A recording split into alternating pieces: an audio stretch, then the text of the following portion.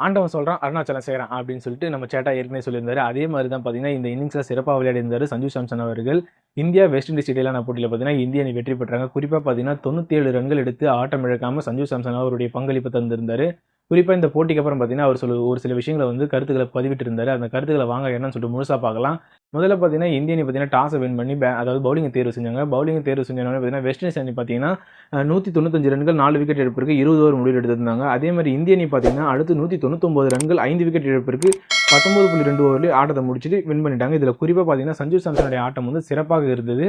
அவர் என்ன சொன்னார்ன்னு சொல்லிட்டு வாங்க சொல்லிட்டு முழுசா பார்க்கலாம். அதாவது இந்த இன்னிங்ஸ் மூலம் அணியை வெற்றி பெற வைத்து எனக்கு மகிழ்ச்சியா இருந்தது. என்னுடைய முழு உலகமே இன்னைக்கு தான் அப்படின்னு சொல்லிட்டு அவர் சொல்லியிருந்தாரு. அது மட்டும் இல்லாம பார்த்தீங்கன்னா, கிரிக்கெட் விளையாட ஆரம்பித்ததிலிருந்து நாட்டிற்காக விளையாட வேண்டும். கிரிக்கெட் தான் என்னுடைய ஸ்பெஷலே அப்படின்னு சொல்லியிருந்தாரு. அது மட்டும் இல்லாம பார்த்தீங்கன்னா, நான் வந்து கிரிக்கெட்ல பார்த்தீங்கன்னா பல உச்சங்களையும் அடைஞ்சிருக்கேன். பல சரிவுகளையும் சந்திச்சிருக்கேன். ஒரு சில டைம்ல பார்த்தீங்கன்னா, என்னால ஜெயிக்க முடியுமா அப்படின்றது எனக்கு ஒரு சந்தேகமா இருக்கும் அப்படின்னு சொல்லிட்டு அவர் சொல்லியிருந்தாரு.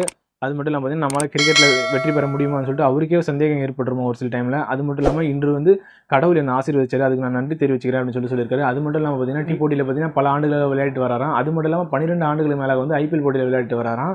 அது மட்டும் இல்லாம 10 ஆண்டுகளுக்கு மேலாக இந்தியன் டீம்ல இருக்காராம். குறிப்பா பார்த்தீங்கன்னா, அதுல வந்து ஒரு 60 போட்டி தான் விளையாடி இருப்பாராம். ஆனா 100க்கும் மேற்பட்ட போட்டிகள்ல வந்து ட்ரெஸ்ஸிங் ரூம்ல உட்கார்ந்திருக்காராம். என்ன காரணம்னு பார்த்தீங்கன்னா, அங்க என்ன நடக்குது அப்படின்னு சொல்லிட்டு எல்லாத்தையும் அவர் அப்சர்வ் பண்ணியிருக்காராம்.